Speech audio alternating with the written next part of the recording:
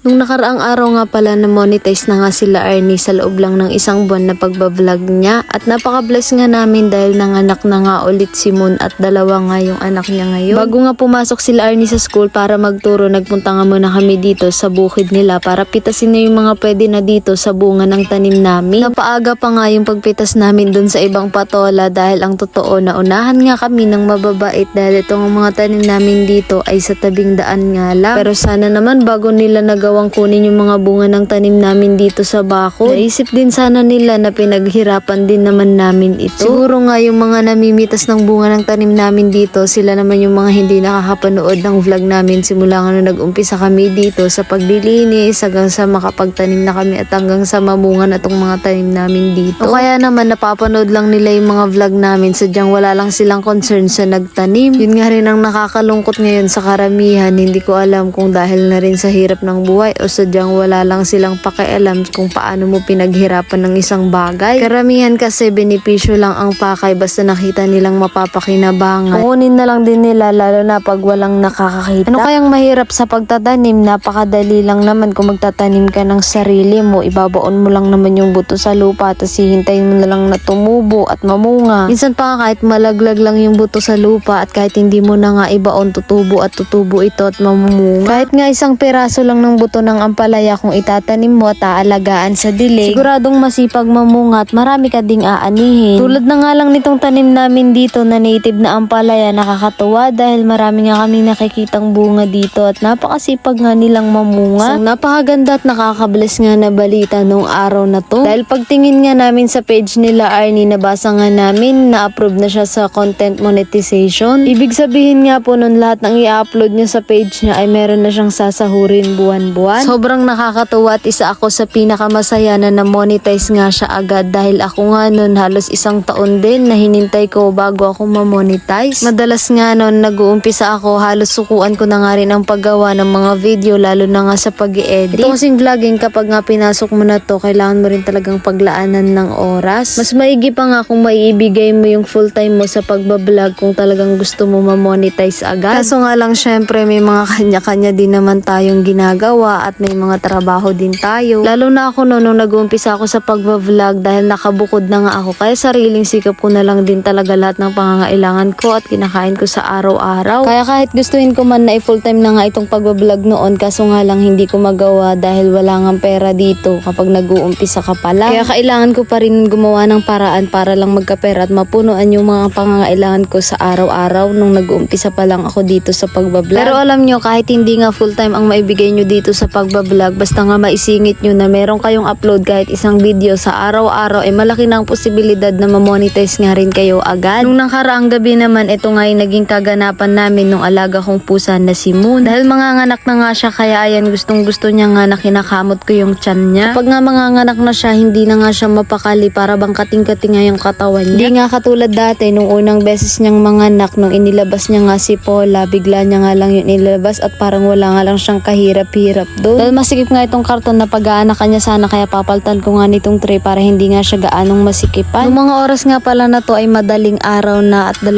oras nga rin siya mahigit nag-labor. Nung nag-alas 3 na nga ng umaga, may lumalabas na nga sa kanya. Naawa na nga ako dyan kay Moon dahil umiiyak pa nga siya dyan, siguro dahil na rin sa sobrang sakit.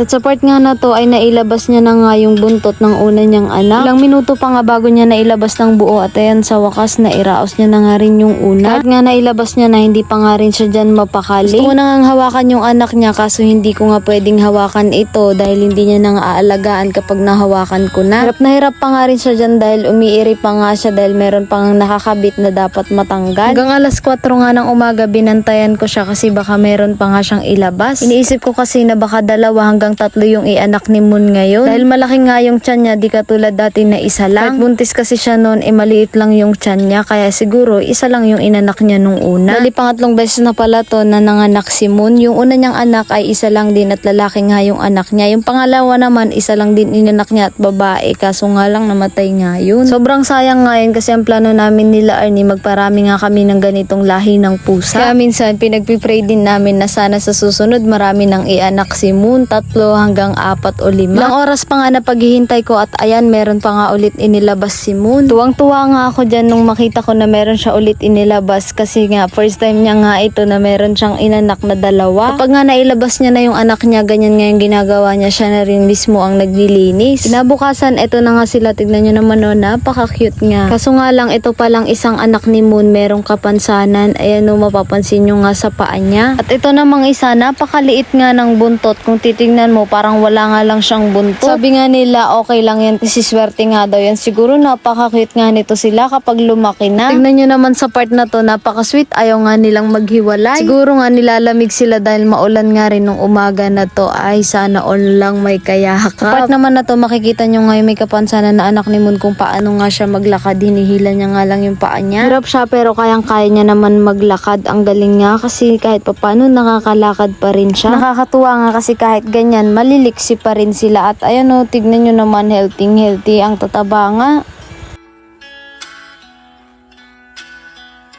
Ito ang anak ni Moon na maliit ang buntot, bilugan nga ang mukha at eto namang may kapansanan, parang pahaba nga yung mukha niya. Siya nga yung unang inilabas ni Moon at yung bilugan naman yun yung pangalawang inilabas. Ang cute nga ng kulay nito kasi 4 na klase nga ulit ng kulay. Tulad nga siya nung pangalawang anak ni Moon, 4 na klase nga din ang kulay nun. Sobrang nanghinayang nga ako nun kasi talagang nagustuhan ko nga yung kulay nun, pero ngayon ay buti na nga lang nabawi. Sensya na nga po pala maingay ngayon voice over ko ngayon dahil ang lakas nga ng ulan dito sa bukid. Hanggang dito na nga lang po muna ang video at maraming salamat po sa palaging panonood at sa pag-share ng mga vlog ko. Ingat po kayo lagi!